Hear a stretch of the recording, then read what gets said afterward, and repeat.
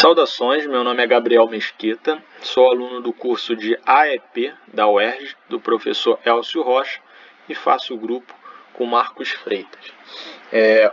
Esse vídeo de hoje, o tema do vídeo, eu trouxe aqui um mind map para a gente falar um pouco sobre VPL e Payback. São dois critérios de investimento, então esse mind map aqui é basicamente um resumo do que são esses dois critérios de investimento, e lembrando que existem outros critérios, mas a proposta do vídeo de fato é falar desses dois para ficar num tempo ideal, de acordo com o que foi pedido pelo professor. Tá ok? Então vamos começar falando aqui sobre o valor presente líquido, também chamado de VPL. O VPL, resumidamente, ele é a diferença entre o valor de mercado de um investimento e o custo, o custo desse investimento. Então, um exemplo aqui, eu trouxe um exemplo para exemplificar, obviamente, mas um exemplo para ficar mais claro o que eu estou falando. Então vamos supor aqui que temos um custo de construção de uma casa de 50 mil dólares e o preço de mercado de venda dessa casa é de 60 mil dólares. O VPL vai ser a diferença entre o preço de mercado e o custo. Então a gente tem aqui um VPL positivo de 10 mil dólares. A gente vai falar já sobre o VPL positivo, o VPL negativo, tá? Mas o que é legal, o que é importante trazer aqui é que basicamente a ideia principal é valor de mercado menos o custo, tá? E o VPL, ele é uma estimativa, certo? Então, assim, vamos supor que você queira vender uma empresa que produz móveis de madeira. Como que a gente vai saber o valor de mercado dessa empresa? Então, assim, esse é bem mais difícil do que esse exemplo aqui da casa, porque a gente não tem certeza do valor de mercado dessa empresa com o tempo. Porém, a gente pode ter uma estimativa. E como que a gente tem essa estimativa? Através do fluxo de caixa descontado. Então, assim, basicamente, o fluxo de caixa descontado é um processo de valorar o investimento pelo desconto dos seus fluxos de caixa futuro. Ele vai ser a diferença entre o valor presente desses fluxos de caixa futuros e também os seus custos de investimento. O objetivo aqui não é explicar um pouco mais detalhado o que são esses fluxos de caixa descontados, senão ficaria um vídeo maior e também fugiria da proposta.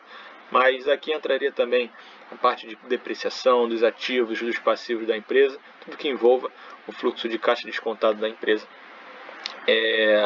com o tempo. Beleza? Então, assim, por ser uma estimativa, obviamente a gente tem que ter essa avaliação que seja o mais fidedigna possível. A gente nunca vai ter essa certeza, esse 100% de certeza. Porém, a gente consegue ter essa estimativa, a gente consegue fazer com que essa estimativa seja cada vez mais próxima da realidade. Tá ok? E quando a gente fala do VPL, uma coisa que fica na cabeça pode ser o que é um VPL bom, o que é um VPL ruim. Bem, então o valor ideal do VPL ao realizar um investimento, a gente tem 3 cenários. O primeiro cenário é do VPL positivo, do negativo e quando ele é igual a zero. O igual a zero significa que é indiferente, então tanto faz entre investir esse dinheiro ou não. Não é um cenário tão comum de acontecer, mas pode acontecer. O VPL positivo significa que é um bom investimento. Por que é um bom investimento? Porque o preço de mercado, o VPL ele não é a diferença entre o valor de mercado e o seu custo. Então, se ele é positivo, significa que o valor de mercado é maior do que o custo. Então, por isso é um bom investimento. E já o VPL negativo significa que ele é um mau investimento se for olhar apenas para o VPL.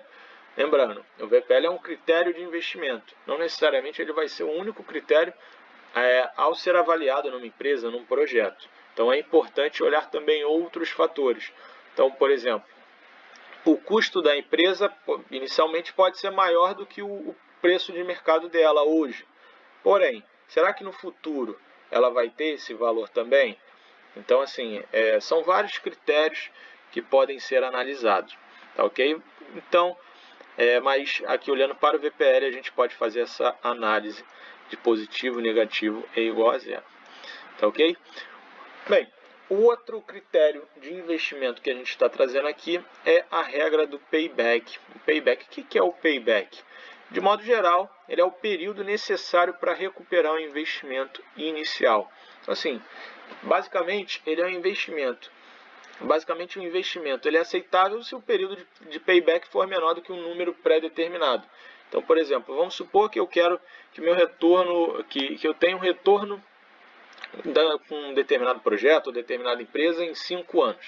Eu vou fazer um cálculo do payback e a partir desse cálculo eu vou saber mais ou menos não, desculpa, eu vou saber o tempo que eu vou ter esse retorno do meu capital. Então, se for menos de 5 anos, show de bola. Se for em 5 anos, tá ok também. Agora, se for mais de 5 anos, será que vale a pena? Será que não vale a pena? Certo? Então, a gente vem aqui para o cálculo do payback.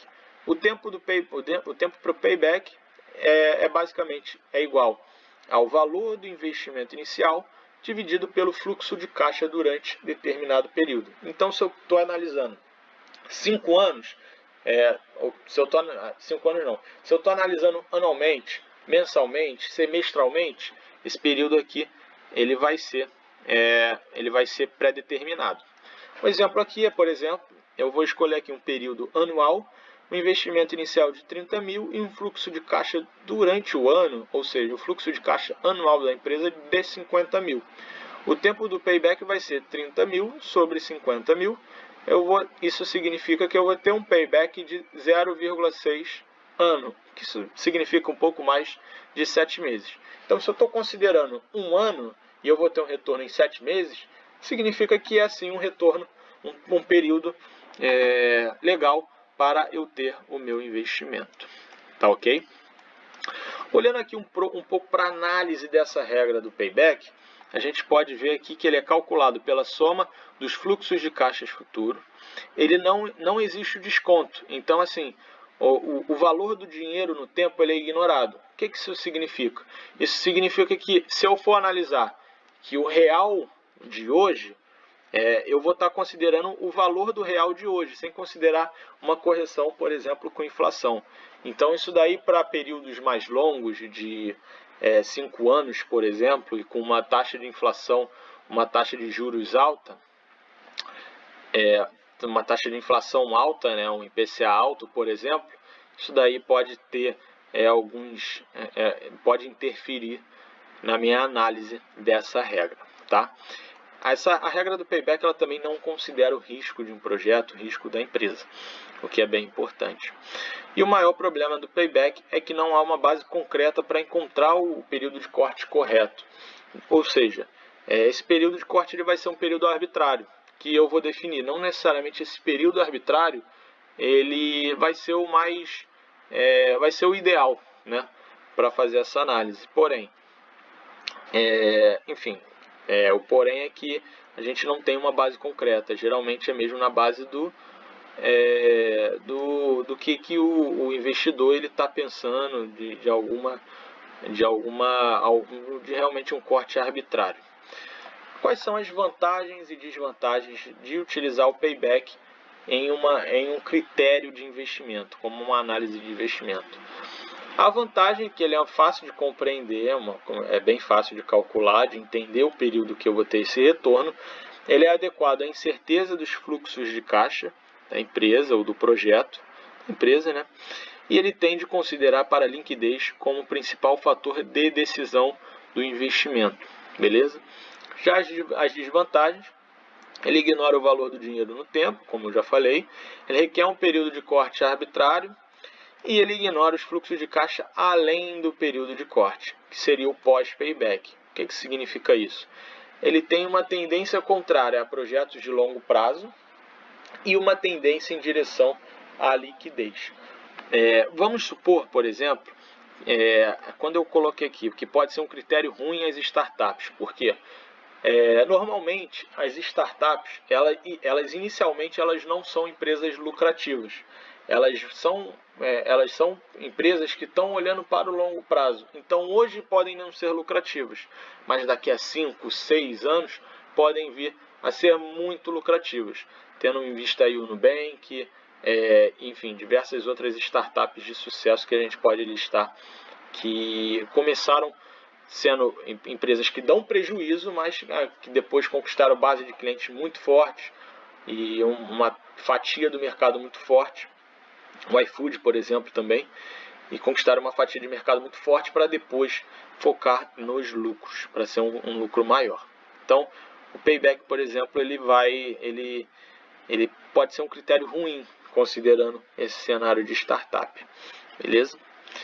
E aqui um payback descontado, que seria mais uma vertente desse payback, vamos dizer dessa forma.